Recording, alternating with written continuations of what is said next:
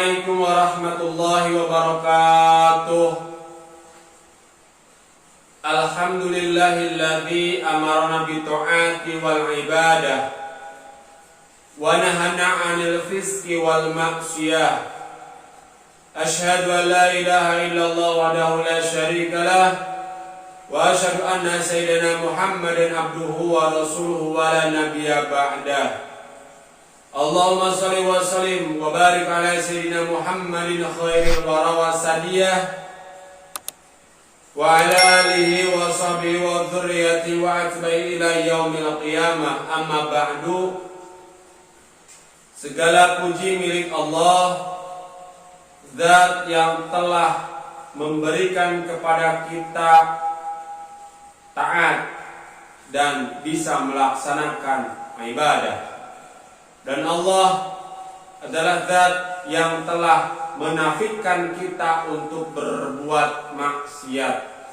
Dan Allah Zat yang Allah adalah Zat yang menguasai alam semesta. Salawat beserta salam semoga tetap tercurah limpahkan kehadiran baginda Rasul Muhammad sallallahu alaihi wasallam kepada para keluarganya, para sahabatnya, para zuriyahnya, serta kita selaku umatnya. Hadirin para pecinta Nabi sallallahu alaihi wasallam. Al-hadisut tasi, dari hadis Arba'in Nawawiyah, hadis yang ke-9. Banyak pertanyaan dan perselisihan. An Abi Hurairah Abdurrahman bin Sa'd radhiyallahu anhu qala sami'tu Rasulullah sallallahu alaihi wasallam yaqul ma nahaitukum anhu fajtanibu wa ma amartukum bihi fa'tu minhu mastata'tum fa inna ma ahlakal ladzina min qablikum kathratu masailihim wa ikhtilafuhum ala anbiya'ihim. Rawahul Imam Al-Bukhari wa Muslim. Dari Abu Hurairah Abdurrahman bin Sahr radhiyallahu anhu, ia berkata, aku mendengar Rasulullah sallallahu alaihi wasallam bersabda, apa saja yang telah kularang padamu maka jauhilah, dan apa saja yang telah kuperintahkan padamu maka kerjakanlah menurut kemampuanmu. Sesungguhnya yang menyebabkan rusaknya orang-orang sebelum kamu ialah karena mereka banyak pertanyaan-pertanyaan dan karena perselisihan atau pertengkaran mereka terhadap para nabi mereka. Hadis riwayat Imam Al-Bukhari wa Muslim. Hadirin para pecinta Nabi sallallahu alaihi wasallam. Hadis yang ke-9 ini sangat besar faedahnya. Hadisun azim. Hadis yang besar faedahnya. Hadis ini diriwayatkan oleh Abu Hurairah. Siapa Abu Hurairah itu? Abu Hurairah adalah orang yang beruntung, orang yang luar biasa, artinya dekat dengan baginda Rasul Muhammad sallallahu alaihi wasallam. Dalam sejarahnya Abu Hurairah masuk Islam setelah Rasulullah sallallahu alaihi wasallam 7 tahun bermukim di Madinah. Artinya apa? Bahwa 3 tahun sebelum Rasul wafat baru Abu Hurairah memeluk Islam. Tapi selama 3 tahun itu Abu Hurairah selalu dekat dengan beliau sallallahu alaihi wasallam.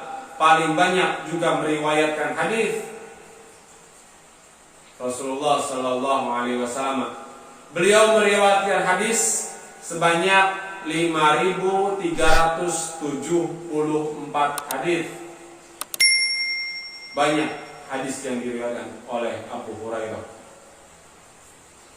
Abu Hurairah itu nama panggilan. nama yang masyhur kita kenal Abu Hurairah, tapi adalah dia Abdurrahman. Terus dinamai dia adalah Abu Hurairah, bapaknya kucing. Beliau suka membawa kucing di lengan bajunya. Suatu ketika bertemu dengan Rasulullah SAW dan ditanya, "Wahai Abdurrahman, apa yang ada di lengan bajumu?" Dijawab oleh Abdurrahman, "Ini kucing ya Rasul." Kata Rasul, "Berarti ente bapaknya kucing." Sejak saat itulah maka Abdurrahman selalu dan masyhur dipanggil dengan Abu Hurairah, bapaknya kucing. Hadirin para pecinta Nabi SAW, banyak keistimewaan dari Abu Hurairah. Tapi setengah keistimewaan dari Abu Hurairah adalah annahu kana yastaghfirullah wa yatubu ilallah ilaik layan isnaini asyara alfa marah.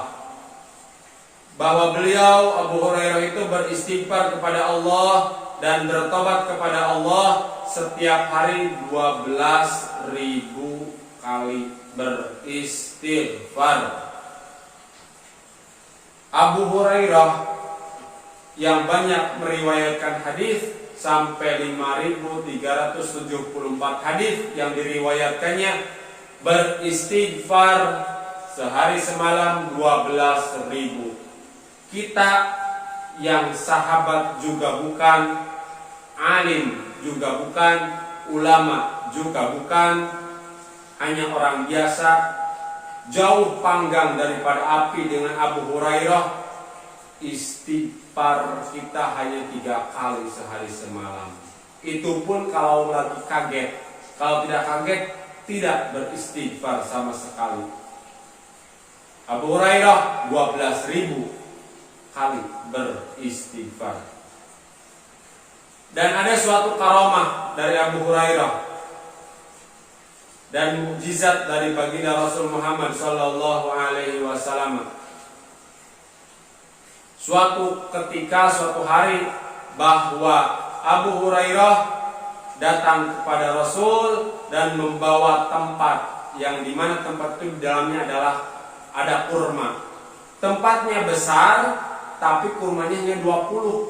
Dibawa kepada Rasulullah, dibawa ke hadapan Rasulullah SAW. Itu tempat yang isinya kurma oleh Abu Hurairah.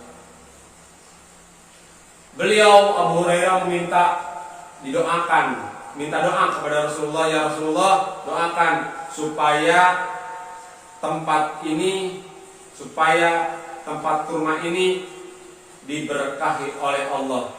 Terus didoakan oleh Rasulullah SAW. Tapi Nabi berpesan, hati-hati dengan tempat ini, jangan sesekali tempat ini dibalikan atau dijungkalkan. Jadi tidak boleh dibalikan tempat itu. Kata Abu Hurairah, ya, dan terus pulanglah Abu Hurairah. Setiap hari Abu Hurairah makan kurma yang ada di tempat itu, di tempat yang sudah doakan Nabi tadi. Berapa lama Abu Hurairah makan di tempat itu? Padahal isinya kan cuma 20 kurma. Tapi Abu Hurairah memakan kurma yang ada di dalam tempat yang didoakan tadi selama 24 tahun. Karamah dari Abu Hurairah, mukjizat dari baginda Rasul sallallahu alaihi wasallam. Kata Abu Hurairah, kalau dihitung-hitung jumlah kurma yang saya makan itu ada 12.000 gantung. 12.000 apa tuh kalau kurma? Ranggeyan, 12.000 ranggeyan kurma. Lebih banyak.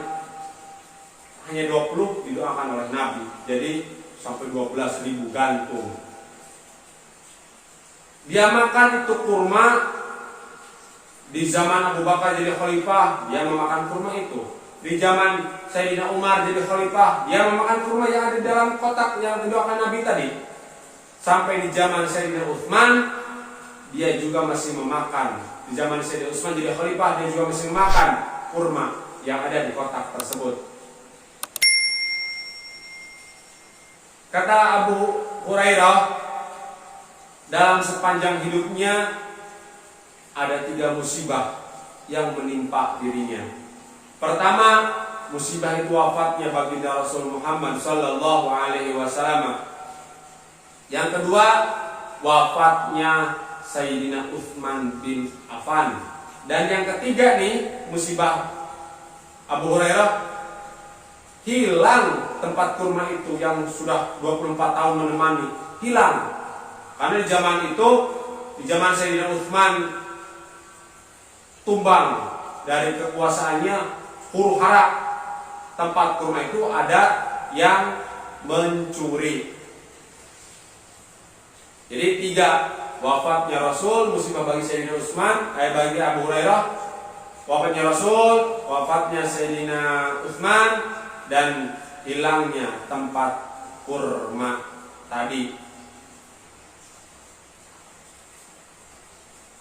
Qala Rasul,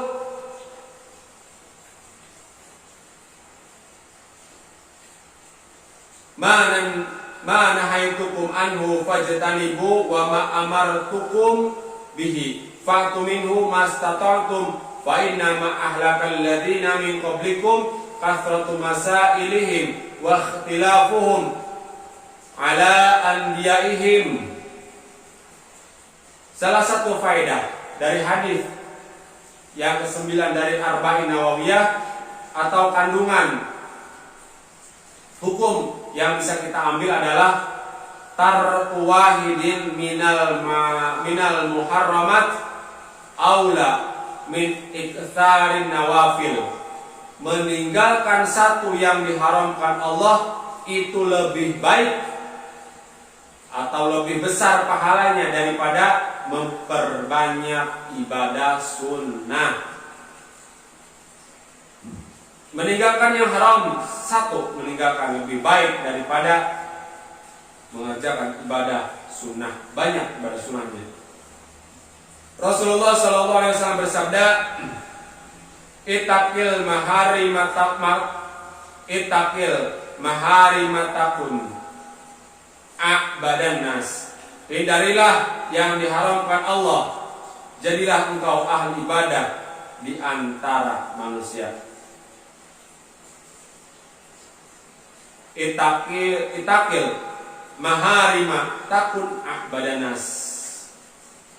Hindarilah yang diharamkan Allah, jadilah engkau ahli ibadah di antara manusia.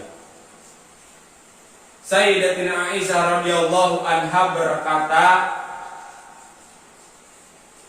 man sarahu ayyasmika daibal mujtahid falyakufa anizunub. Barang siapa yang ingin mendahului orang-orang ahli ibadah, maka hendaklah ia bertahan dari melakukan dosa. Al-Imam Hasanul Basri berkata, ma'abadal abiduna bisyai'in afdala min tarki manahahumullahu anhu. Tidak ada ibadah seorang yang lebih afdal daripada meninggalkan sesuatu yang dilarang oleh Allah Subhanahu wa ta'ala. Jadi ibadah yang afdal itu meninggalkan perkara yang dilarang oleh Allah Subhanahu wa ta'ala. Berkata Imam Ahmad, a'malu hal barru wal fajir wa amal ma'adi fala yatrukuha illa siddiq. Perbuatan baik itu apakah sholat, apakah itu sedekah, bisa melakukannya orang yang baik dan orang yang durjana atau orang fasik. Sementara perbuatan maksiat itu tidak bisa meninggalkannya kecuali orang yang benar beriman kepada Allah. Sholat sedekah baik orang yang baik ataupun orang yang durjana atau fasik bisa melakukan sholat. Sholat dilakukan, orang baik melakukan sholat, orang fasik juga melakukan sholat. Sedekah sama, orang baik mengeluarkan sedekah, orang fasik juga mengeluarkan sedekah. Tidak yang berat di sana. Bahkan orang kafir pun bersedekah. Orang Indonesia pun bersedekah, mengeluarkan harta. Karena bagi mereka mengeluarkan harta itu adalah keberuntungan. Jadi hoki. Maka tapi meninggalkan perkara maksiat itu tidak bisa dilakukan oleh orang fasik, hanya orang-orang yang imannya benar kepada Allah. Berkata Ibnu Umar radhiyallahu anhuma, la raddu damikin min haram afdalu min mi'ati alfin tunfiqu fi sabilillah. Mengembalikan 1/6 dirham daripada yang haram itu lebih afdol daripada bersedekah fi sabilillah sebanyak 100.000 dirham. Mengembalikan uang riba 100 rupiah itu lebih baik daripada kita bersedekah sebanyak 1 juta. Lebih afdol bahkan mengembalikan yang haram. Hadirin para pecinta Nabi sallallahu alaihi wasallam, dalam beribadah haji di masyarakat kita sangat antusias ketika berhaji mencium Hajar Aswad. Takbirul Hajaril Aswad, mencium Hajar Aswad. Memang bagus mencium Hajar Aswad, sunnah, tapi tidak wajib, bukan rukun juga. Mencium Hajar Aswad sunnah hukumnya. Tetapi jika dalam memperoleh atau kita bisa melaksanakan mencium Hajar Aswad dengan menyakiti orang lain, misalkan menyiku orang, mendorong orang untuk kita bisa sampai kepada Hajar Aswad, itu salah. Mengapa? Karena menyakiti orang hukumnya haram, berdosa. Tapi mencium Hajar Aswad hukumnya sunnah. Maka jika untuk mencium Hajar Aswad kita harus menyakiti orang, melukai orang, maka mendingan tidak mencium Hajar Aswad. Meninggalkan yang berdosa atau haram itu lebih utama daripada melakukan sunnah, yaitu mencium Hajar Aswad. Rasulullah Shallallahu Alaihi Wasallam pernah berpesan kepada Sayyidina Umar bin Khattab, ya Umar, engkau laki-laki yang kuat dan gagah, engkau jangan mencium Hajar Aswad, kasihan orang-orang lemah. Kalau kosong baru boleh. Artinya kalau ada berkerumun orang di sekeliling Ka'bah, Umar dilarang untuk mencium Hajar Aswad. Mengapa? Karena Umar gagah, kuat, perkasa. Artinya serdukan Umar akan lebih berbahaya kepada orang. Jadi ketika kosong, Umar bolehlah kamu mencium Hajar Aswad. Contoh lain, ziarah kubur. Ziarah kubur para aulia oleh para ulama disunahkan. Dalam ziarah kubur sering kali kita temui pelanggaran hukum Allah Subhanahu wa ta'ala. Bagaimana pelanggaran hukumnya? Yaitu bercampurnya antara laki-laki dan perempuan, itu melanggar hukum Allah. Sunnah untuk berziarah kubur, tapi langgar hukum Allah itu wajib ditinggalkan karena berdosa. Contoh lain, sholat berjamaah di masjid bagi perempuan. Sholat berjamaah di masjid hukumnya sunnah. Dilaksanakan di masjid juga sunnah, sunnah yang berlipat. Tapi perempuan tidak bisa, jika perempuan tidak bisa menjaga dirinya, tidak bisa menjaga kehormatannya, tidak bisa menjaga auratnya, maka pahala yang didapat tidak akan lebih besar daripada dosa yang diperoleh. Karena menjaga kehormatan wajib hukumnya, menjaga aurat, menutup aurat wajib hukumnya. Jika itu tidak dilakukan, maka sunnah itu akan terlindas oleh dosa yang lebih besar daripada pahala sunnah. Jika tidak bisa menjaga kehormatan, jika tidak bisa menjaga diri, maka mendingan tidak sholat berjamaah untuk perempuan. Kecuali bisa menjaga itu semua, baru boleh untuk berjamaah.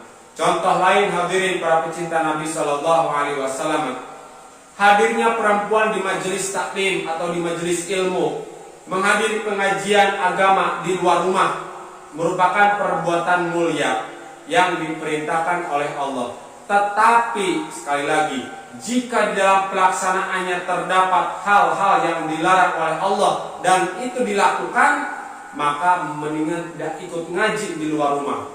Menjaga kehormatan, menjaga aurat itu wajib hukumnya. Menuntut ilmu memang wajib, tapi ada cara lain menuntut ilmu jika memang itu memberatkan ketika keluar rumah. Kehormatan tidak bisa terjaga, aurat tidak bisa terjaga, maka untuk perempuan mending tolabul ilmi. Jika tidak bisa menjaga nih, mending tolabul ilmi di rumah saja. Hadirin para pecinta Nabi Shallallahu Alaihi Wasallam, bahwa meninggalkan kemaksiatan, meninggalkan dosa itu lebih baik daripada melakukan sholat sunnah, daripada melakukan kesunahan-kesunahan. Paling utama meninggalkan kemaksiatan daripada meninggalkan dosa. Insya Allah kita lanjutkan di hadis yang ke-10 dari Arba'in Nawawiyah. Mohon maaf al-fakir atas segala kekurangan. Terima kasih atas segala perhatian. Wallahu muwaffiq ila aqwamit thoriq. Wassalamualaikum warahmatullahi wabarakatuh.